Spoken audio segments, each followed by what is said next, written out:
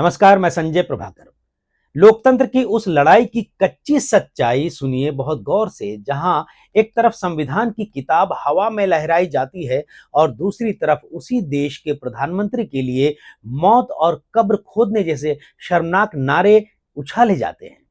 रविवार 14 दिसंबर 2025 दिल्ली के रामलीला मैदान में कांग्रेस की वोट चोरी, जो कांग्रेस लगातार बीते कुछ महीनों से वोट चोरी नारा लेकर चल रही है, सड़कों पर उतर रही है, मैदानों में उतर रही है और वोट चोरी के साथ साथ एसआईआर के विरोध वाली रैली, और मंच पर थे राहुल गांधी, मल्लिकार्जुन खड़गे, सोनिया गांधी जैसे कई बड़े नेता, कई बड़े चेहरे। और उसी माहौल के बीच एक वीडियो सामने आता है और साथ में नारे गूंजते हैं। जो नारे सुनाई दिए, मोदी तेरी कब्र खुदेगी, आज नहीं तो कल खुदेगी। ये वीडियो आया सोशल मीडिया पे, आपने देखा होगा, न्यूज प्लेटफॉर्म्स में हो सकता है आपने देखा होगा। और यही लाइन आज सोमवार 15 दिसंबर को संसद में आग बनकर फूट पड़ी और इसका अंदेशा भी था। और सुबह से ही लोकसभा और राज्यसभा दोनों सदनों में जबरदस्त हंगामा शुरू हो गया। सत्ता पक्ष के सांसदों ने इस नारे को लोकतंत्र और प्रधानमंत्री पद की गरिमा पर सीधा हमला बताया। लगातार नारेबाजी हुई, वेल में आकर विरोध हुआ और हालात ऐसे बने कि कार्यवाही बार बार बाधित हुई और अंततः यानी फाइनली सदन की कार्रवाई स्थगित करनी पड़ी।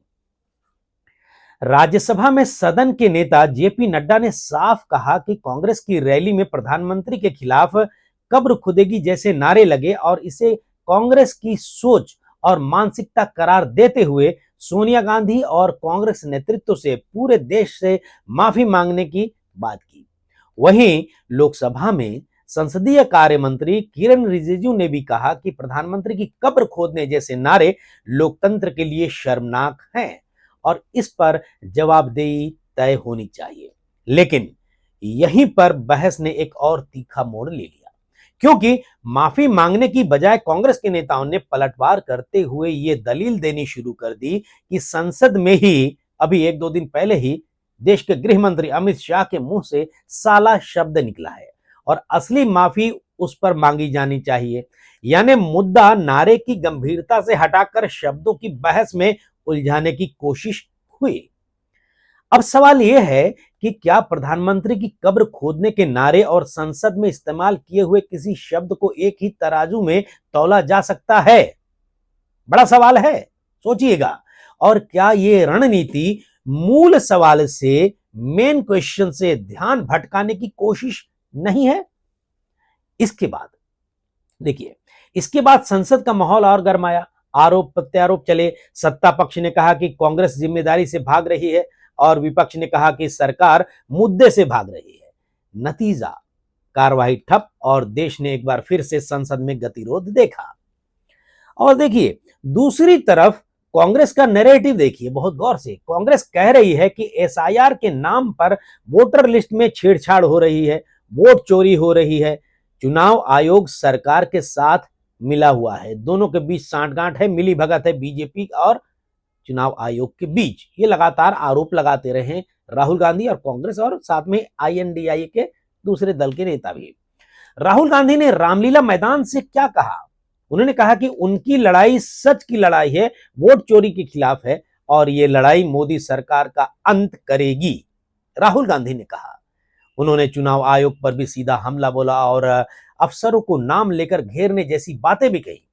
कांग्रेस अध्यक्ष मल्लिकार्जुन खड़गे ने बीजेपी को गद्दार और ड्रामेबाज कहा और दावा किया कि लड़ाई आरएसएस बीजेपी के सिस्टम के खिलाफ है। वहीं केसी वेणुगोपाल जो हैं, सचिन पायलट जैसे नेताओं ने भी चुनाव आयोग की निष्पक्षता पर सवाल उठाए। अब बीजेपी का पलटवार गौर से सुनिएगा।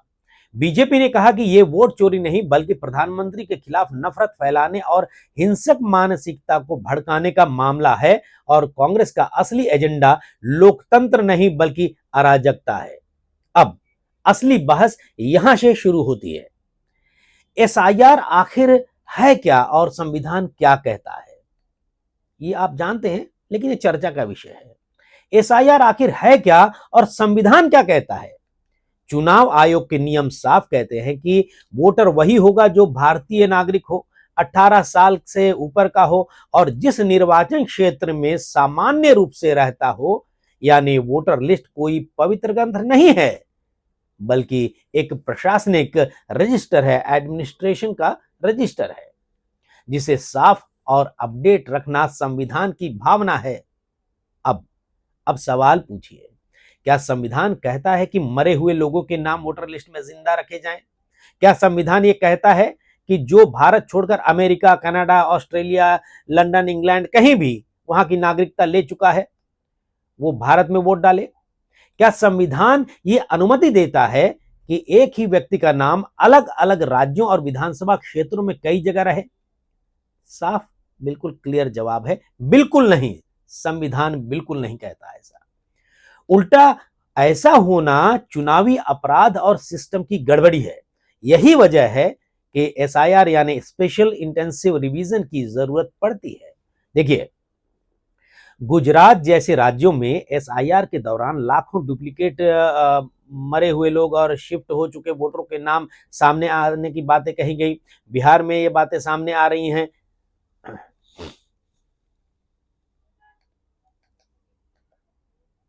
देखिए, बिहार जैसे राज्य में हमने देखा कि जो रिपोर्ट सामने आई, एसआईआर के दौरान लाखों जो हैं डुप्लीकेट वोटर्स के नाम सामने आए और लाखों की संख्या में मरे हुए लोगों के नाम उसमें थे। अब हो सकता है कि उनके नाम पर वोटिंग होती होगी, नहीं होती होगी, हमें नहीं पता। और देखिए, बहुत सारे ऐसे भी लोग थे जो कि जगह छोड़ चुके हैं, राज्य छोड़ चुके हैं, या फिर हो सकता है कि 2 से ज्यादा जगहों पर हैं, डुप्लीकेट नाम है कई जगहों, तो उनको भी छांट दिया गया और एक जगह रखा गया। तो रिपोर्ट्स में यह तक दर्ज है कि एक व्यक्ति के पास मल्टीपल एपिक कार्ड पाए गए, जो सीधे तौर पर रिप्रेजेंटेशन ऑफ पीपल एक्ट का उल्लंघन है संविधान के हिसाब से। अब कांग्रेस जनता को डर किस बात का दिखा रही है कि गरीब, दलित, पिछड़े वर्ग, अल्पसंख्यकों के नाम कट जाएंगे, जबकि सच ये है कि नाम उसी का हटता है जो मरा हुआ है, जो मौजूदा नहीं है और जो दूसरी जगह शिफ्ट हो चुका है या जो विदेशी नागरिक बन चुका है। अब इतिहास पर आइए, ये जानना हमको बहुत जरूरी है, क्योंकि यही कांग्रेस की सबसे बड़ी पोल खुलती है। भारत में इंटेंसिव रिवीजन कोई नई बात नहीं है, नई चीज नहीं है। आप जानते होंगे, आप इतिहास के पन्ने खोलकर देख लीजिए। 1950 के दशक से लेकर 60, 70, 80 और 90 के दशक तक बार बार इंटेंसिव रिवीजन हुए हैं। ये मेरे रिसर्च में, ये बातें ऑनलाइन रिसर्च में बातें सामने आई हैं और मैं आपके सामने रख रहा हूं। 1992 और 93 में जब देश में कांग्रेस की सरकार थी, तब दिल्ली समेत कई इलाकों में चुनाव आयोग ने क्वालिफाइंग डेट तय करके इलेक्टोरल रोल्स की इंटेंसिव रिवीजन कराई थी। सरकारी रिकॉर्ड में 1993 की इंटेंसिव रिवीजन के दस्तावेज मौजूद हैं, जिनमें विदेशी नागरिकों और अपात्र वोटरों के नाम हटाने का जिक्र भी है। यानी जिस एसआईआर को आज कांग्रेस जो है मोदी सरकार की साजिश बता रही है, चुनाव आयोग के साथ साठगांठ बता रही है, वही प्रक्रिया कांग्रेस के शासनकाल में भी पूरी संवैधानिक वैधता के साथ लागू होती रही है। तब न संविधान खतरे में था, न लोकतंत्र खत्म हो गया रहा था और न चुनाव आयोग सरकार का एजेंट था। अब ईवीएम की बहस देखिए। ईवीएम पर भी बहुत आरोप लगे। काश अगर ईवीएम जिंदा चीज होता, सजीव हो, तो आत्महत्या कर लिया होता ईवीएम। बहरहाल देखिए, ईवीएम की बहस कर्नाटक, तेलंगाना, हिमाचल प्रदेश और झारखंड में कांग्रेस या उसके सहयोगी दलों की सरकारें बनी। आप जानते हैं, चुनाव ईवीएम से ही हुए। तब ईवीएम ठीक थी, चुनाव आयोग निष्पक्ष था, लोकतंत्र सुरक्षित था। लेकिन जहां कांग्रेस हारी चुनावों में, वहां ईवीएम मैनेज था, चुनाव आयोग मिला हुआ था और लोकतंत्र खतरे में। अब देखिए, सीधा सवाल एक और सामने आता है, क्या चुनाव आयोग और ईवीएम की साजिश सिर्फ उन्हीं राज्यों में काम करती है जहां कांग्रेस हारती है? यही नैरेटिव जो है, इस नैरेटिव की फर्जी फैक्ट्री है कांग्रेस। अब वापस उसी कब्र खुदेगी वाले नारे पर आइए, क्योंकि यह मामूली बात नहीं है। लोकतंत्र में विरोध का अधिकार है, सबको अधिकार है, सरकार बदलने का अधिकार है, लेकिन वोट से, बहस से, आंदोलन से, यह नहीं कि कब्र खोदने जैसे नारे लगाकर। बहुत ही आपत्तिजनक है। यही वजह है कि संसद में सत्ता पक्ष ने माफी की मांग की और हंगामे के बीच सदन की कार्रवाई स्थगित करनी पड़ी। कांग्रेस कहती है कि उनकी लड़ाई जो है वोट चोरी के खिलाफ है, लेकिन देश पूछ रहा होगा, आम जनता पूछ रही है कि अगर लड़ाई संविधान बचाने की है तो मंच के नीचे से ये जहरीली भाषा कैसे निकल आई भाई, और इसकी जिम्मेदारी कौन लेगा। अब देखिए, इसमें निचोड़ साफ सामने आता है। एसआईआर लोकतंत्र की सफाई का औजार है, टूल है, संविधान के खिलाफ बिल्कुल नहीं है, लेकिन संविधान के तहत किया गया जाने वाला काम है ये।